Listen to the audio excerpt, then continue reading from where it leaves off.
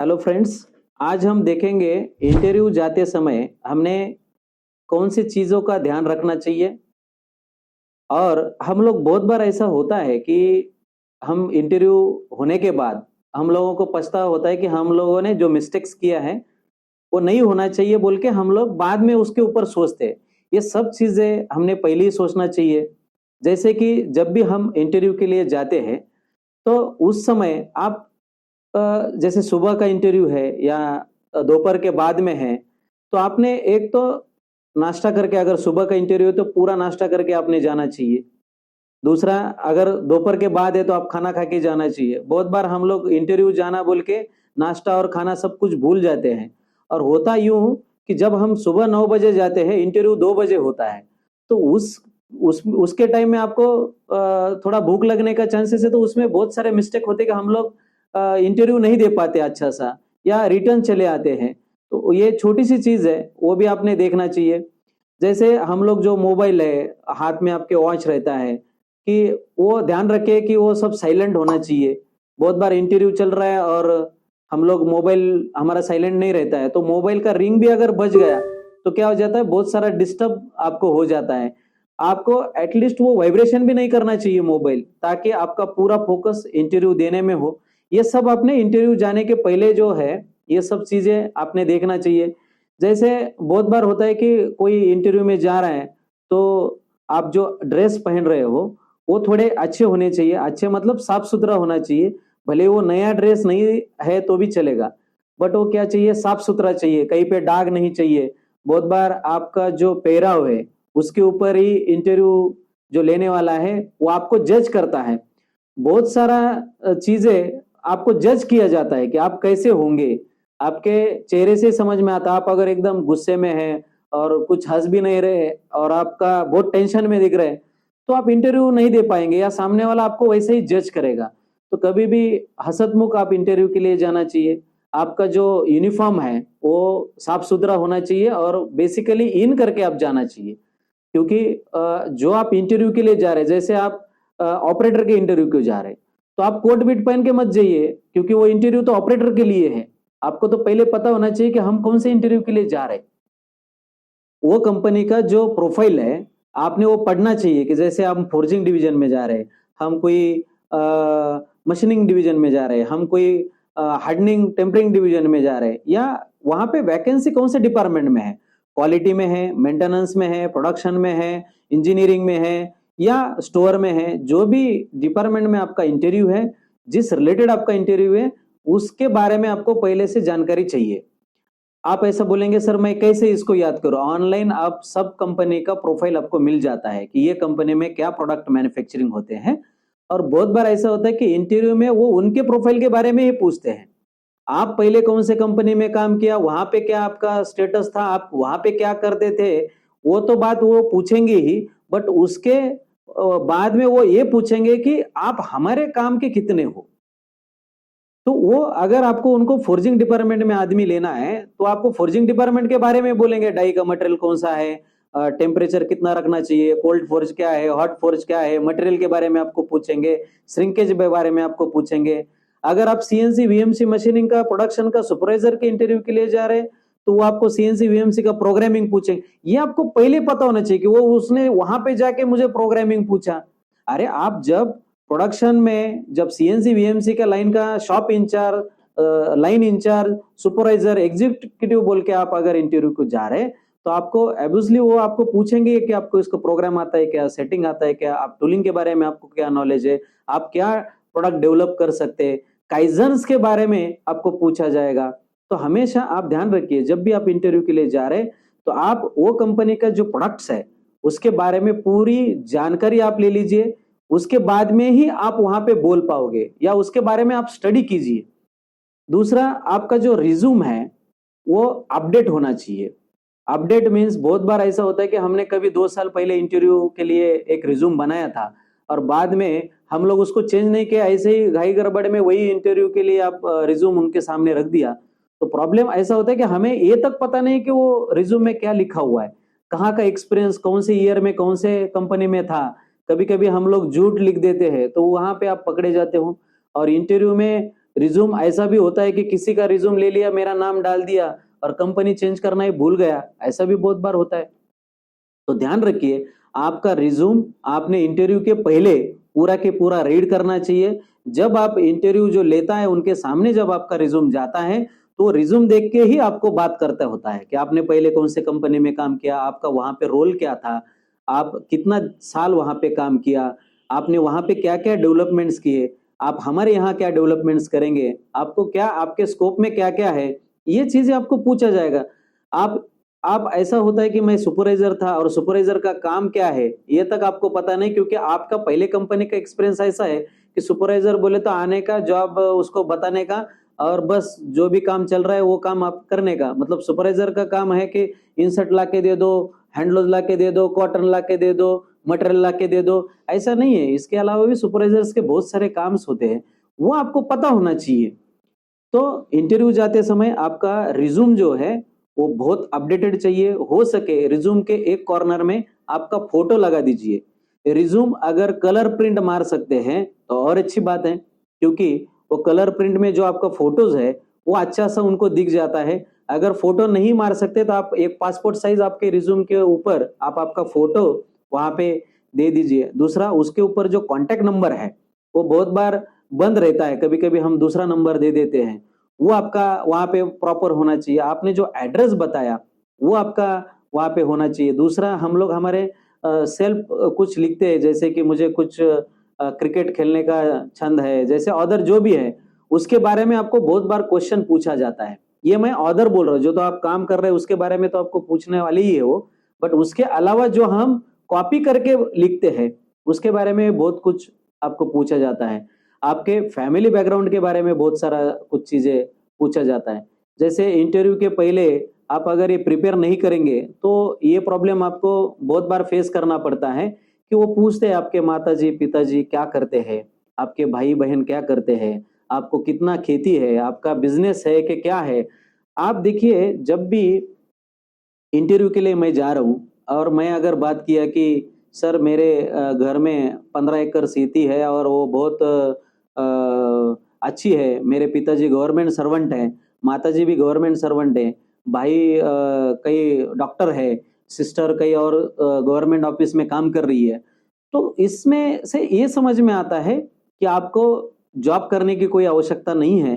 आप ये जॉब को टाइम पास बोल के देखेंगे और बहुत अच्छे आप हो तो भी आपका सिलेक्शन नहीं होगा, क्योंकि आपका फैमिली बैकग्राउंड आपने बड़ा चढ़ा के बता दिया। कभी कभी हम लोग बड़ा चढ़ा के बता ही देते हैं कि नहीं मैं बहुत अच्छे फैमिली से हूँ, ऐसा आपने अगर बोल दिया तो आपके ऊपर जो रिस्पॉन्सिबिलिटी है वो कुछ नहीं है, ऐसा उनको समझ में आ जाता है और वो आपको रिजेक्ट कर देते हैं। कभी भी आप जब भी इंटरव्यू जाएंगे तो आपके ऊपर ही घर चलता है, अगर आप ड्यूटी करेंगे तो ही घर चलता है, ऐसा आपको बोलना चाहिए। या ऐसा है नहीं है वो बात अलग है, बट आपके ऊपर ही सब कुछ चल रहा है। ये चीज सामने वाले को जब समझ में आती है तो आपके बारे में वो सोचता है कि यार ये कभी छुट्टी नहीं मारेगा, ये कुछ गलत काम नहीं करेगा, क्योंकि इसके ऊपर इसका घर इसका फैमिली पूरा डिपेंड है और ये आप हमारे यहाँ ड्यूटी अच्छा करेगा। ये बात आपने ध्यान रखना चाहिए। जब हम रिज्यूम में और कुछ चीजें लिखते हैं जैसे कि शादी हुआ या नहीं हुआ, बहुत सारे लोग जिसका शादी हुआ उसको ज्यादा प्रेफरेंसेस देते हैं, क्योंकि उसका ऊपर उसका फैमिली एक तो पहले से डिपेंड है, वो आप अच्छा सा लिखना चाहिए। आपका घर का एड्रेस कभी कभी आप चेंज कर दे तो रहने का, जैसे बैचलर में है तो कभी नजदीक रहते कभी दूर रहते, तो वो भी आपने अच्छा सा वहां पे मेंशन होना बहुत जरूरी है। आपका एजुकेशन जो है वो भी ठीक ठाक से लिखना जरूरी है और रिज्यूम में कुछ काइजन आपने लिखना बहुत जरूरी है। काइजन मीन्स क्या, आपने पहले कंपनी में पास्ट कंपनी में जो भी आपने कुछ डेवलपमेंट किए हैं, छोटे छोटे हो सकते हैं जिसमें आपका इन्वॉल्वमेंट ज्यादा हो। देखिए, काइजन दूसरे ने किया हुआ मत लिखिए, आपने खुद क्या किया, आपका इन्वॉल्वमेंट वो काइजन में कितना था वो आप उसमें लिखना बहुत जरूरी है। छोटा सा छोटा इंप्रूवमेंट मैंने किया और उसका बेनिफिट क्या क्या हो गया। सबसे ज्यादा कंपनी को यही जरूरत होता है कि आप कंपनी के लिए क्या करते हो, आप मैनेजमेंट के लिए क्या करते हो, प्रोडक्टिविटी के लिए, क्वालिटी के लिए, रिजेक्शन कम करने के लिए आपने क्या किया है पास्ट कंपनी में। काम तो सब लोग करते, सुपरवाइजर बोल के सब लोग थे, लेकिन उसके अलावा अपने प्रोजेक्ट, जो जैसे कॉलेज में हर बार आपको फाइनल ईयर में प्रोजेक्ट करने के लिए बोला जाता है, वो क्यों कि इसीलिए आप जो सीखे हैं वो आपने इम्प्लीमेंट करना है। तो आप भी जब सीख के आप पहले कंपनी में जहाँ पे काम कर रहे थे, उसके बारे में आपने वहां पे जो मशीन शॉप था, जो कि जहां पे आप काम कर रहे थे, वो एरिया में आपने कितने काइजन्स किए, उसमें से एक आध काइजन उसमें आपने डालना बहुत जरूरी है, क्योंकि हमारे यहाँ पे भी ऐसा काइजन करने वाला आदमी जरूरत होती है ऐसे आदमी की। तो आप उनके काम के है या नहीं है, बेसिक एजुकेशन थोड़ा कम रहा तो भी चलेगा, लेकिन आप अदर एक्टिविटीज में भी कितना सहभाग लेते हैं और कंपनी को क्या फायदा करके देते हैं, ये आपके रिज्यूम में अपडेट होना बहुत जरूरी होता है। आप कभी-कभी ऐसा भी होता है कि आप पहले कंपनी में कभी 2 महीने, कभी 6 महीने, कभी 1 साल काम किया होगा। हो सके तो वो लिखिए मत। 1 साल के पहले अगर आपने कोई कंपनी छोड़ा होगा, तो आपके रिज्यूम में उसको अपडेट मत कीजिए। उसका नुकसान ऐसे हो जाता है कि आपका बैक हिस्ट्री देखा जाता है। इन्होंने यहाँ पे 2 महीना किया, यहाँ पे 6 महीना किया, यहाँ पे उन्होंने 8 महीना किया। इसका मतलब आप हमारे कंपनी में भी 1 साल 8 महीने के ऊपर काम नहीं करेंगे, क्योंकि आपका नेचर वैसा बन चुका है। तो ऐसा अगर आपने कहीं पे काम किया है 2 महीना, 6 महीना, 8 महीना, तो आप वो रिज्यूम में मत लिखिए। उसका आपको लॉस हो जाएगा। दूसरा, जो भी आप रिज्यूम में लिख रहे हैं उसमें गलत कुछ मत लिखिए। जो भी आपने नहीं किया होगा वो आप उसमें मत लिखिए। जो आपने सच में किया है वही लिखिए, क्योंकि इंटरव्यू में सच के ऊपर ही इंटरव्यू चलता है। जॉब आप ऐसा फेक ले लेंगे बट टिक नहीं पाएंगे, क्योंकि ये प्राइवेट फील्ड है। बाप दाखो नहीं तो श्राद्ध घाल, ऐसी स्थिति इंडस्ट्री में होती है। अगर आपको काम आता है तो आपको करना पड़ेगा, नहीं आता है तो आप दूसरे दिन कंपनी से आउट हो सकते हैं, या नहीं तो आपको आउट किया जाता है। तो इसके वजह से क्या हो जाता है, हम बढ़ा चढ़ा के कुछ बातें बोल देते हैं और इसके वजह से पहला कंपनी भी छूट जाता है, दूसरा कंपनी भी छूट जाता है। तो ध्यान रखिए, आप जो भी लिखेंगे सच लिखिए। जितना आप शॉर्ट टर्म में जो भी कुछ लिखिए, जैसे कि आपने शॉर्ट पीरियड में कुछ काम किया है तो वो उसमें आप मत लिखिए तो बेस्ट रहेगा। पहले कंपनी में जो काम किया है वो कंपनी के मालिक है, सुपरवाइजर्स है, मैनेजर्स है, में कस्टमर्स है, जो आपके मटेरियल है, उसके प्रोसेस है, वो कहाँ पे लगता है, उसके बारे में इंफॉर्मेशन आपको चाहिए। मैं एक एग्जांपल आपको बता देता हूँ। जैसे मैं आपका इंटरव्यू ले रहा हूँ और आप जो कंपनी से आए हैं, कभी मैं वो कंपनी में था, लेकिन मैं शुरू में आपको नहीं बताऊंगा कि मैं ये कंपनी में था बोल के। फिर आपको मैं जब कुछ क्वेश्चन पूछता हूँ कि वहां पे वो कुलकर्णी साहब थे क्या एचआर में, वो आपको नागरे साहब थे क्या प्रोडक्शन में, तो आपको अगर ये पता नहीं है, अगर आप उसमें से गलती से हाँ हाँ बोल दिया तो क्या हो जाता, आपका झूठ पकड़ में आ जाता, और एक झूठ आपका इंटरव्यू खत्म कर सकता है, आपका जॉब आपको नहीं मिलेगा। इसलिए आप जब भी दूसरे कंपनी में जाते हो तो पहले पास्ट कंपनी में जहां पे थे वो कंपनी का पूरा हिस्ट्री आपको पता होना चाहिए कि वो कंपनी में मैनेजर कौन था, मालिक कौन था, कौन से डिपार्टमेंट में कौन लोग काम कर रहे थे, हमारा जो प्रोडक्ट बन रहा था, जैसे छोटा छोटा कुछ भी गियर होता तो गियर कहाँ पे लगता है, हमारे कस्टमर्स कौन कौन है, हमारे वेंडर्स कौन कौन है, ये सब जानकारी आपको चाहिए। बिफोर इंटरव्यू की मैं बात कर रहा हूँ। और सामने वाली जो कंपनी है वो क्या प्रोडक्ट बनाती है, उनके कस्टमर्स कौन है, मैं जो काम कर रहा हूँ वहां पे क्या मुझे काम मिलने वाला है, ये सब चीजें आपको पता होना चाहिए। उसी के ऊपर आप स्टडी करके इंटरव्यू के लिए जाना चाहिए। इंटरव्यू जाते समय ओनली रिज्यूम लेके मत जाइए, उसके साथ में पूरे आपके क्वालिफिकेशन के पूरे डॉक्यूमेंट चाहिए। कभी भी कोई भी कुछ भी डॉक्यूमेंट आपको मांग सकते हैं, तो ऑल डॉक्यूमेंट्स जैसे कि डिग्री के सर्टिफिकेट्स है, या अदर आपने कुछ काइजन के कॉम्पिटिशन्स में कुछ भाग लिया है, उसके सर्टिफिकेट्स आपके पास होंगे। तो एक्सपीरियंस सर्टिफिकेट है, पिछले कंपनी में जैसे 2 कंपनी आपने चेंज किया तो उसके पहले कंपनी का सैलरी सर्टिफिकेट आपके पास होगा, पेमेंट स्लिप होगा, ये कंपनी का भी सैलरी स्लिप, पेमेंट स्लिप जो भी होगा वो आपने साथ में लेके जाना चाहिए, क्योंकि वो कभी भी पूछ सकते हैं, मांग सकते हैं, और ऑन दी स्पॉट आपने नहीं दिखाया तो अदर किसी ने दिखाया तो वो भी एक प्रॉब्लम हो जाता है। या दूसरा, आपने पढ़ाई छोड़ के, देखिए इंटरव्यू में पढ़ाई छोड़ के अदर आप किस में मास्टर हो वो ज्यादातर पूछा जाता है। डिग्री डिप्लोमा तो सब लोग हो गए, आईटीआई तो सब लोगों ने किया, 12th तो सब लोगों ने किया, बीएससी बीकॉम सब लोगों ने किया, लेकिन आपने कुछ क्रैश कोर्सेस किए हैं क्या? मतलब आपने कुछ एक स्पेसिफिक एरिया में कुछ ऐसा नॉलेज है क्या आपको? वो बहुत मायने रखता है। उसके सर्टिफिकेट बहुत मायने रखते हैं कि आपने, जैसे कि मैंने सीएनसी का प्रोग्रामिंग सीखा है सर, ये इसका सर्टिफिकेट है और मैं इतने दिन यहाँ पे सीख चुका हूँ। तो उसके बारे में क्या किया जाता है, जैसे ये एक डिग्री फ्रेशर है, एक डिग्री एक्सपीरियंस भी है, बट उसके पास ऐसा अदर जो उसने कोई फील्ड में जो सीखा है उसका उसके पास सर्टिफिकेट नहीं है और आपके पास है, तो आपको पहला प्रेफरेंसेस दिया जाता है। ये बात जरूर ध्यान रखिए। आपने डिजाइन में कुछ काम किया है क्या, या डिजाइन का सर्टिफिकेट आप क्या, डिजाइन में मैंने काम नहीं किया सर, लेकिन मुझे ऑटोकैड अच्छी तरह से आता है, मुझे मॉडलिंग करना अच्छी तरह से आता है, लेकिन मैं प्रोडक्शन में काम कर रहा हूँ, लेकिन मुझे ये दोनों चीजें भी अच्छी तरह से मैं जानता हूँ। इसके सर्टिफिकेट्स है, इसका मैं प्रॉपर कोर्स किया है, क्रैश कोर्स में मैंने सहभाग लिया। तो इसका बेनिफिट आपको इंटरव्यू टाइम बहुत सारा हो जाता है। तो इंटरव्यू के पहले दिन जैसे हमें ऐसा होता है ना, कहीं जाना होता है तो हम लोग रात भर सो भी नहीं पाते। ऐसा कभी-कभी होता है, अच्छा इंटरव्यू देने के लिए हम लोग रात भर भी जागते हैं। तो ऐसा मत कीजिए, जब भी आपको इंटरव्यू जाना है तो आपका पूरा नींद होना चाहिए। आपने आराम से सो जाइए और दूसरे दिन आपको इंटरव्यू जाना है, तो आप थोड़ा फ्रेश होना बहुत ज़रूरी है। दूसरी बात है, जब बहुत सारे लोगों को व्यसन की आदत रहती है, किसी को ड्रिंक की आदत रहती है, स्मोकिंग की रहती है, तंबाकू, गुटखा जो भी है, तो हो सके आप 1 दिन पहले ही वो सब चीज़ें मत करिए। मैं किसी की ड्रिंक या अदर कुछ चीज़ें बंद नहीं कर सकता हूँ, बट मैं इतना ही बोल सकता हूँ कि जब आप इंटरव्यू जा रहे हैं, एट लीस्ट उस समय तो ये चीज़ें आपने नहीं करना चाहिए। कभी-कभी होता है कि सामने वाले को उसका ये पसंद नहीं रहता है और बहुत लोगों को ऐसा होता है कि उसका उनको सेंट आ जाता है, तो वो सोचते हैं कि ये अगर ऐसा है तो ये हमारे पास क्या काम करेगा, इसकी वजह से ये बीमार रहेगा।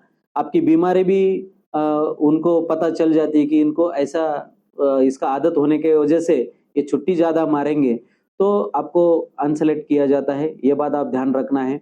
दूसरा, बहुत सारे स्टूडेंट जो ऑपरेटर लेवल पे लिए जाते हैं, तो एक पेन भी लेके नहीं जाते इंटरव्यू टाइम, कहीं पे साइन करना है तो उनके पास पेन भी नहीं रहता। जो रिज्यूम रहता है ना, उसमें लास्ट में हम लोग लिखते हैं, लेकिन उसमें साइन नहीं रहता, आपका नाम नीचे रहता है, बट आप उसमें साइन आपका नहीं रहता है, डेट आप नहीं लिखते हैं। तो ये चीज़ें ध्यान रखिए कि रिज्यूम जो आपने बना हुआ है, उसके लास्ट के पेज में आपका साइन होना बहुत ज़रूरी है, क्योंकि आप जब सामने दे रहे हैं तो आपका साइन उसमें होना ज़रूरी है, मेल आईडी उसमें होना ज़रूरी है। और ये चीज़ें जो मैं बोल रहा हूँ कि बिफोर इंटरव्यू, इंटरव्यू जाते समय आपने कोई अ, व्यसन करके नहीं जाना है। दूसरी बात, इंटरव्यू में जब आप जाते हो, तो आपको क्या किया जाता है, कहीं वेटिंग रूम में बिठाया जाता है और बड़े-बड़े कंपनी में तो ऐसा होता है कि आप कैसे बैठते हो, आप इंटर गेट से आपको आपके ऊपर वॉच रहता है कि आप गेट से कैसे आते हो। आप वहाँ का जो स्टाफ है, जो सिक्योरिटी गार्ड है, जो हाउसकीपिंग का बंदा है, जो आपको चाय-पानी देने वाला वहाँ का जो उनका क्लर्क है या जो भी कुछ वहाँ का आदमी है, उसके साथ में आपका बर्ताव कैसे रहता है? कि जैसे आपको कोई आ रहा है और पानी दे रहा है तो आपने लेना चाहिए, आप कैसे लेते हो, कैसे रखते हो? वो कुछ चाय-पानी पूछता है, तो आपने तुरंत डिमांड नहीं बोलना चाहिए कि सर नो थैंक्स, कोई इश्यू नहीं है। अगर उन्होंने ज़्यादा ही फ़ोर्स किया तो आप जो भी अवेलेबल होगा आप ले सकते हो। आपका डिमांड मत कीजिए कि मुझे कॉफ़ी चाहिए, मुझे ग्रीन टी चाहिए। जो वहाँ पे होगा आपने वो अगर लेना है तो ले लीजिए, अदरवाइज़ मत लीजिए। जहाँ पे वेटिंग रूम में आप बैठते हो ना, वहाँ पे जो इंटरव्यू लेने वाले हैं, वो लोग आपको देखते रहते हैं और आपके ऊपर वहाँ पे वो रूम में कैमरा होता है। मोस्टली आप ध्यान रखना है कि वहाँ पे कैमरा रहता है और आपको वो देखते हैं अंदर से, ये कैसे बैठता है, कैसे वो क्या कर रहा है वहाँ पे बैठ के। तो आप अगर एकदम पैर के ऊपर पैर डाल के बैठ गए या पूरा चेयर के ऊपर कैसे भी फैला के बैठ गए, तो क्या हो जाता है, वो समझ जाते हैं कि ये आलसी है। तो ये चीज़ें भी बहुत ज़रूरी है, जब आप इंटरव्यू में वेटिंग रूम में रहते हैं, तो उस समय भी आपको ऊपर जो नज़र रहती है या आपके रूम में कोई भेजा जाता है और आपका बर्ताव कैसा है, वो पहले से जान लेते हैं। जैसे टॉप लेवल के इंटरव्यू में आप लोग जाते हैं, उस समय ये छोटी-छोटी चीज़ें बहुत आपको पूछा जाता है, तो ये भी आपने ध्यान रखना चाहिए। बहुत सारे लोग क्या करते हैं, इंटरव्यू जाना बोल के अच्छा कपड़े तो पहन लेते हैं, दूसरा जो शूज पहनेंगे ना आप, वो ब्लैक कलर के होने चाहिए। अदर शूज, स्पोर्ट शूज कभी पहन के इंटरव्यू के लिए नहीं जाना है। तो ब्लैक कलर के जो ऑफिशियल शूज होते हैं वही आप पहन के जाना है।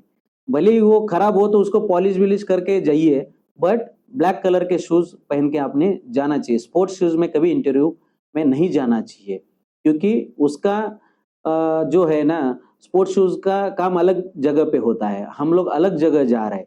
दूसरा, हाथ में कड़ा है, किसी के कान में बाली है, तो उसका भी अलग इम्पैक्ट होता है। अगर आप पहनते हो तो ठीक है ना, ज्वाइनिंग होने के बाद आप कुछ दिन के बाद उसको पहनिए। जब इंटरव्यू जा रहे हैं तो हाथ में कड़ा, कान में बाली, ये सब चीजें, आपका हेयर स्टाइल कैसा है वो भी देखा जाता है। तो ये चीजें आप थोड़ा सा अवॉइड करते जाइए। जो यूनिफॉर्म है वो प्लेन होना चाहिए, मतलब कोई डिजाइन वाला शर्ट आपने पहन के नहीं जाना है इंटरव्यू टाइम। प्लेन शर्ट पहन के जाना है, प्लेन पैंट पहन के जाना है, नहीं तो बहुत एडवांस आप लोग पहन के जाते हैं तो उसके ऊपर से भी आपको रिजेक्ट किया जाता है। तो प्लेन शर्ट व्हाइट अगर है आपके पास तो अच्छी बात है, अगर अदरवाइज आप दूसरा भी जो भी कोई हो, वो प्लेन शर्ट आपका इंटरव्यू के लिए चाहिए, तो उसका बेनिफिट भी आपको अच्छा सा मिलता है। दूसरा, कोई परफ्यूम वर्फ्यूम मार के नहीं जाना है, जो डार्क परफ्यूम बहुत सारे लोग मारते हैं, तो इंटरव्यू लेते समय वो 2 मिनट में आपको बाहर कर देगा, क्योंकि उसका परफ्यूम का जो सेंट है ना, वो उसको पसंद नहीं रहता है। कई लोगों को पता नहीं आगे का आदमी कैसा है, वो हमें पता नहीं है। तो उस समय आप वो चीजें ध्यान रखिए कि परफ्यूम ज्यादा डार्क वाला नहीं आपने यूज किया तो भी चलेगा, वह हो सके आप यूज ही मत कीजिए, क्योंकि वो अच्छा रहेगा आपके लिए। रिज्यूम की एक्स्ट्रा कॉपीज आपके पास होना चाहिए, मतलब एक कॉपी तो आपने दे दिया, कभी कभी ऐसा होता है कि 2-2 3-3 कॉपी आपको देना पड़ता है, तो आपके पास एक्स्ट्रा कॉपी वहां पे होना चाहिए। ये चीजें आपने इंटरव्यू के जाते समय पहले ही प्रिपेयर होना चाहिए। इंटरव्यू के जाने के पहले, जब आप इंटरव्यू के लिए बैठने वाले हो, तो सबसे पहले आपको पहले कंपनी के बारे में पूछा जाता, आप जहां पे वर्क कर रहे थे, तो आप उसके बारे में कहीं पे भी गलत वर्ड नहीं निकालेंगे कि वहां पे कुछ मालिक ऐसे है, वहां पे स्टाफ ऐसा है, वहां पे ये प्रॉब्लम है, वहां पे वो प्रॉब्लम है। प्रॉब्लम सुनने के लिए नहीं बैठे हो आप, जितना अच्छा बोल सकते हो कंपनी के बारे में अच्छा ही बोलिए। दूसरा, आपको ये क्वेश्चन हमेशा पूछा जाएगा कि पहला कंपनी आप क्यों छोड़ रहे हैं। देखिए मैं क्या बोल रहा हूं, इंटरव्यू जाते समय आपका सब बाजू में है, सब आगे वो पूछने वाले हैं, मशीन के बारे में, प्रोग्रामिंग के बारे में, ड्राइंग के बारे में, या आपका जो डिपार्टमेंट में आप जा रहे हैं उसके बारे में वो पूछने वाले। लेकिन पहला आपका क्वेश्चन रहेगा कि आपका पहला जॉब आप क्यों छोड़ रहे हैं, उसका रीजन आपको पहले उसका तैयारी करके आप जाइए कि आप पहला जॉब क्यों छोड़ रहे हैं। इसका आंसर आपने अगर गलत दे दिया, जैसे आपने बोल दिया मेरे को पेमेंट नहीं बढ़ रहा है, तो बोलेंगे हमारे यहाँ भी यही पेमेंट है, तो आप भी यहाँ पे भी नहीं बढ़ा तो आप भी छोड़ देंगे। मतलब हर एक बार वो आपको क्रॉस करते रहेंगे। तो वो जो क्वेश्चन का आंसर है आपने अच्छा सा याद करके जाइए, क्योंकि सब क्वेश्चन हम लोग याद करके जाते हैं, बट ये क्वेश्चन हम भूल ही जाते हैं कि ये क्वेश्चन हमें पूछा जाएगा। हम लोग यहाँ पे भूल जाते हैं कि यार वो क्वेश्चन मुझे आया, तो मैं पूरा गड़बड़ जाता हूँ कि अभी क्या करने का, ये तो ये इसका तो मैंने प्रैक्टिस कभी किया नहीं, तो इसका भी प्रैक्टिस आप करते जाइए। दूसरा, जो भी वो क्वेश्चन पूछ रहे, इंटरव्यू देने वाला क्वेश्चन जो पूछता है वो केयरफुली सुनिए।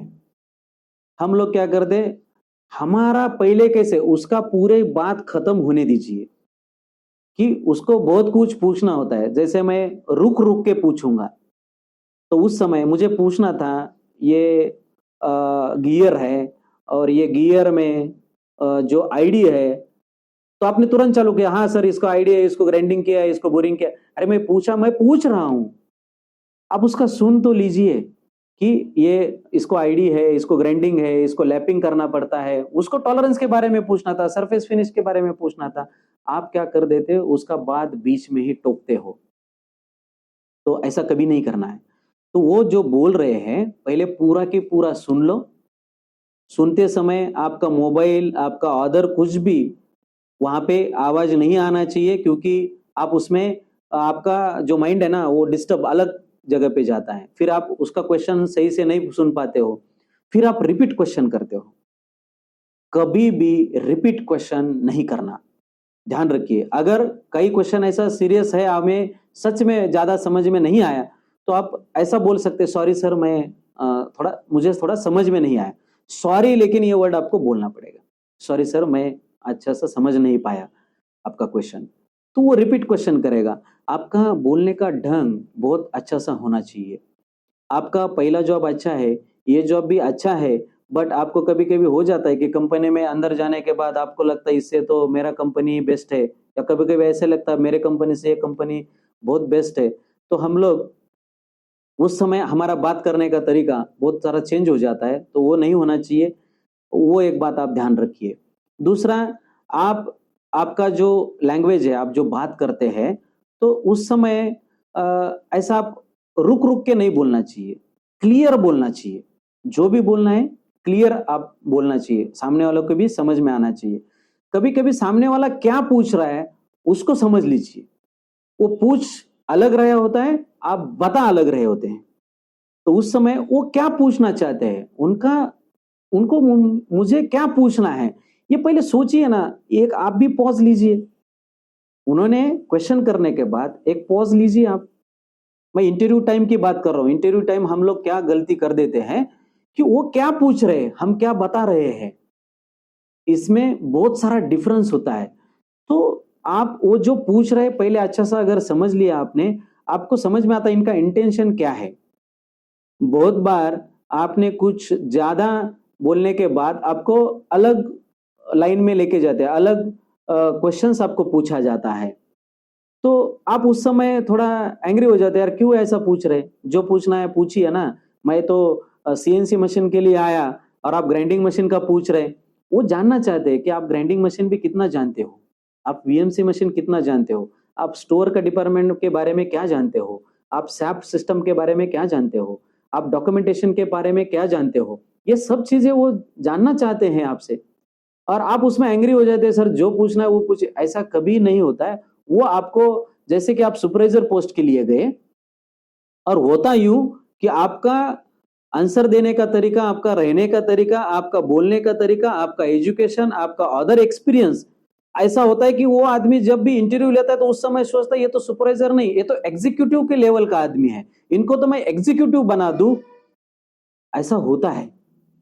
तो उस समय एग्जीक्यूटिव लेवल पे आपको वो सूझता है, तो आप वो भी वैसे क्वेश्चंस पूछता है आपको कभी कभी, तो उस समय आपका आंसर देने का तरीका वही लेवल पे होना चाहिए। इसलिए इंटरव्यू अगर 9 बजे बुलाया ना, तो इंटरव्यू 1 बजे 2 बजे लिया जाता है। क्यों ऐसा? क्योंकि आप में कितना संयम है।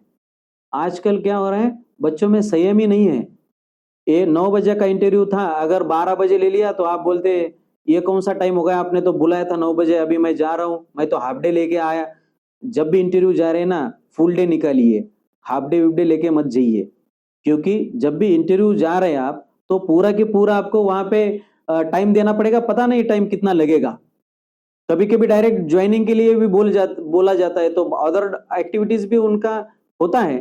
तो उस समय आपने ध्यान रखना है कि आप जब जा रहे हैं तो आपके पास वापस आने का ऐसा ज्यादा घाई नहीं होना चाहिए, गड़बड़ नहीं करना है वहां पे। टाइम कितना भी लग सकता है, तो आपका जो संयम है वो भी देखा जाता है कि ये कितना देर रुक सकता है। जिसको रुकना नहीं है, जैसे कि कोई टाइम पास बोल के इंटरव्यू के लिए गया है, वो ज्यादा देर नहीं रुकता, वो जल्दी चला जाता है। वो बोलता ठीक है, मुझे नहीं देना है इंटरव्यू, मैं चला जा रहा हूँ, मेरा उधर का जॉब अच्छा है। तो ऐसे लोग वहीं पे वो निकाल देते हैं। तो ध्यान रखिए, इंटरव्यू के टाइम आपका संयम बहुत जगह पे चेक किया जाता है। जैसे सुपरवाइजर एग्जीक्यूटिव लेवल पे संयम बहुत इंपॉर्टेंट चीज होती है, क्योंकि आपके पास अगर संयम नहीं है तो आप गलत डिसीजन ले लेंगे। तो ये भी चीज आप ध्यान रखना है। जब भी आप आपका जो बॉडी लैंग्वेज है, मैं पहले से बोला कि आपका बॉडी लैंग्वेज कैसे चाहिए, एकदम पॉजिटिव चाहिए। आप में एकदम पॉजिटिव एनर्जी चाहिए। आप जो भी वो पूछ रहे हैं उसका पॉजिटिव आंसर देना चाहिए, निगेटिव बात नहीं करना। जैसे वो बोलेंगे कि हमारे पास 1000 प्रोडक्शन होता है, आप 1200 कर सकते हैं क्या हमारे यहाँ पे आके? तो आप ऐसा नहीं बोलना सर मैं देखूंगा, मैं अभी मेरे को क्या पता आपका क्या साइकिल टाइम। ऐसा नहीं है, आपको बोलना पड़ेगा सर मैं जरूर प्रयास करूंगा, अभी तो मैं ज्वाइन नहीं हुआ हूँ सर, लेकिन जब भी ज्वाइन हो जाऊंगा तो मैं उससे बेटर कितना दे सकता हूँ उसके बारे में ही मैं सोचूंगा। आप मेरे लिए कंपनी के लिए आप क्या करेंगे, हमारे कंपनी के लिए आप क्या करेंगे, तो आपको ये पॉजिटिव बातें बोलनी है कि मैं क्या कर सकता हूं आपके कंपनी के लिए, मैं क्या इंप्रूवमेंट्स कर सकता हूं।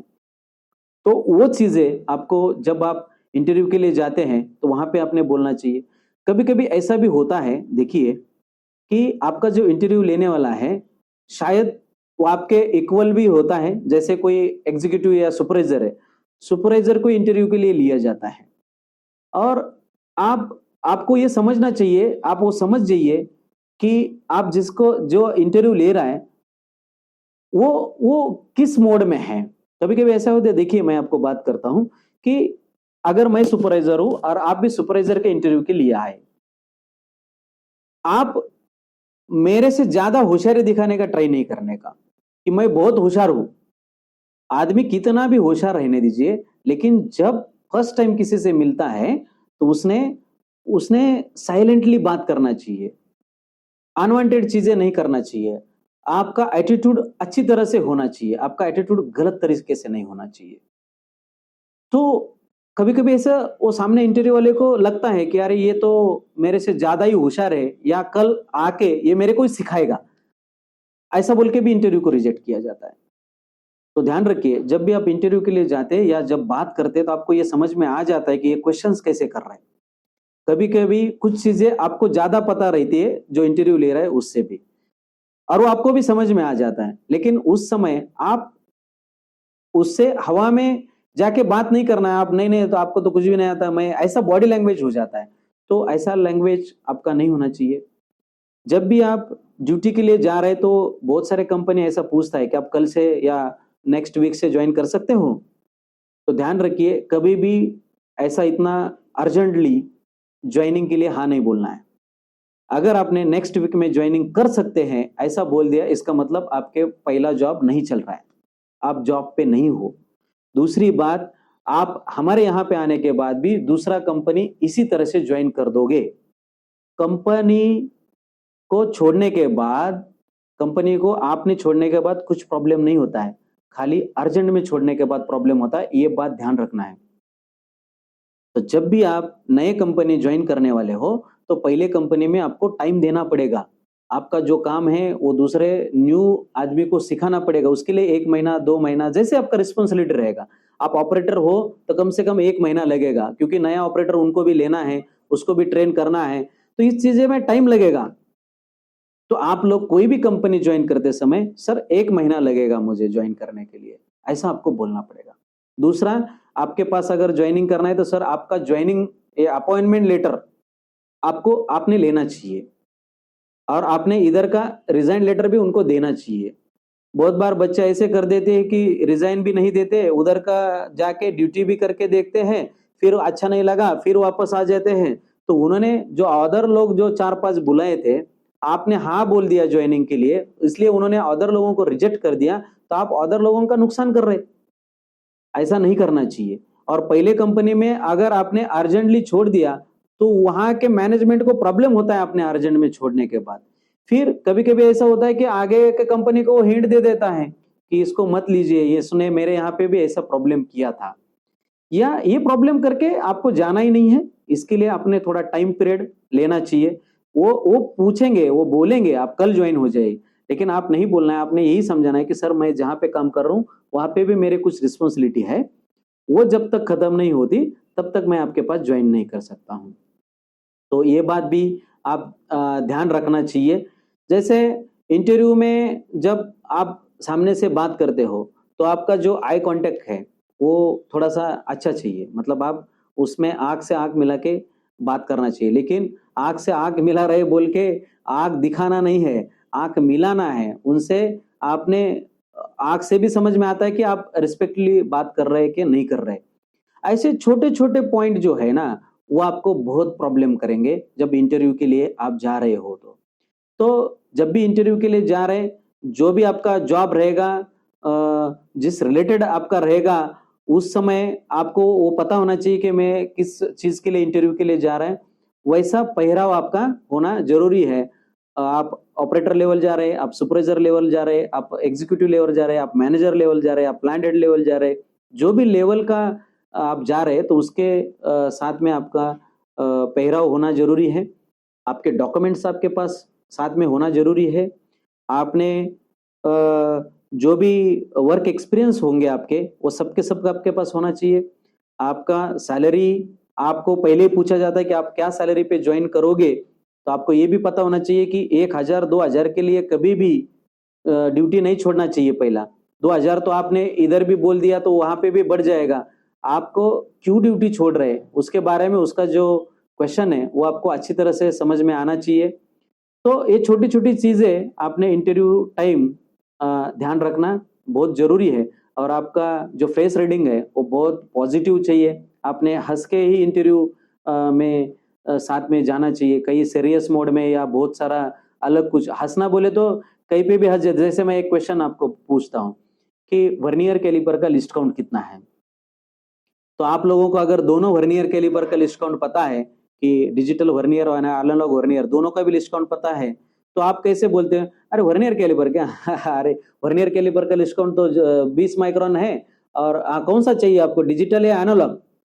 आप ऐसा बोलने के बाद वो क्या हो जाता है, सामने वाले को गुस्सा आ जाता है कि वो बोलता है मैंने वर्नियर कैलिपर का पूछा, आप डिजिटल और एनालॉग क्यों पूछ रहे, कोई भी एक बता दीजिए।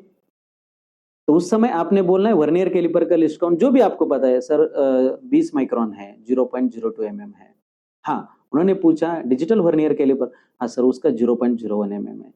हाँ, आप ये हंस के बोलिए, बट ऐसा सामने वालों को गिल्टी फील हो जाए ऐसा बात आप मत कीजिए। तो ध्यान रखिए, आप जब भी इंटरव्यू को जा रहे तो आपका फेस रीडिंग, आपका बॉडी लैंग्वेज, आपका संयम सबसे ज्यादा इंपॉर्टेंट है आज के डेट में। संयम कि आप कितना संयम लेके इंटरव्यू के लिए जा रहे। और दूसरी बात ऐसा होता है कि हम लोग बहुत अच्छी कंपनी बोल के कोई भी कमिटमेंट कर देते हैं, 8 घंटे ड्यूटी करेगा, 12 घंटे ड्यूटी करेगा, 16 घंटे ड्यूटी करेगा, हाँ हाँ बोल के जाते हैं।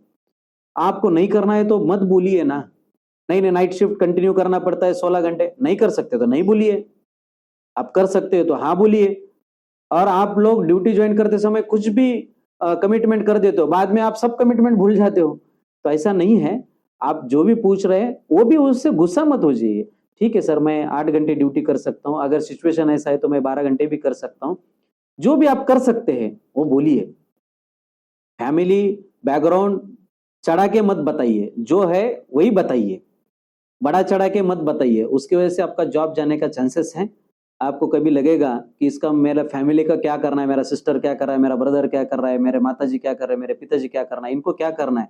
फैमिली बैकग्राउंड इसीलिए पूछा जाता है कि आपके ऊपर कितना रिस्पॉन्सिबिलिटी है, आप हमारे कंपनी में काम करेंगे या नहीं करेंगे, ये सब चीजें देखा जाता है। इसलिए जब भी कुछ आप सामने वालों को बताएंगे तो वो थोड़ा सा वो क्यों पूछ रहे इसके बारे में भी आप थोड़ा एनालिसिस करते जाइए। और इंटरव्यू देते समय एक हैप्पी मूड से जाइए। दूसरा, इंटरव्यू देते समय ये जॉब लेके ही आना है, ध्यान रखिए मैं क्या बोल रहा हूँ, ये जॉब लेके ही आना है, फिर ज्वाइन करना है कि नहीं आप बाद में देखिए, लेकिन उन्होंने आपको सेलेक्ट करना चाहिए, इतना स्ट्रांगली इंटरव्यू आपका होना चाहिए। तो जब आप ये सोच लेके गए हैं कि ये जॉब तो मुझे लेना ही है, भले फिर वो पेमेंट कम दे उसकी वजह से रिजेक्ट करेंगे, या मैंने टाइम मांगा इसलिए रिजेक्ट करेंगे, अदर चीजें बहुत कुछ होंगी, लेकिन मैं ये तो जॉब लूंगा ही, मैं जॉब रिजेक्ट करूंगा, उन्होंने मुझे रिजेक्ट नहीं करना चाहिए। ये जो एटीट्यूड है, ये जो कॉन्फिडेंस है, ये आपके अंदर होना चाहिए, तभी आप कोई भी इंटरव्यू अच्छी तरह से दे देंगे। लेकिन आप अगर ये मोड से जाएंगे तो दिया तो दिया, लिया तो लिया, मिला तो मिला, नहीं तो नहीं, ऐसे एटीट्यूड से अगर आप गए तो आपको वो जॉब नहीं मिलता है। आपका यही सोच होना चाहिए कि ये जॉब मुझे चाहिए, इन्होंने मुझे रिजेक्ट नहीं करना है कोई भी हालत में, मैं उनको रिजेक्ट करूंगा लेकिन मुझे उन्होंने रिजेक्ट नहीं करना चाहिए। ये सोच से आप इंटरव्यू के लिए जा सकते हैं। तो आज के लिए इतना ही। थैंक यू तो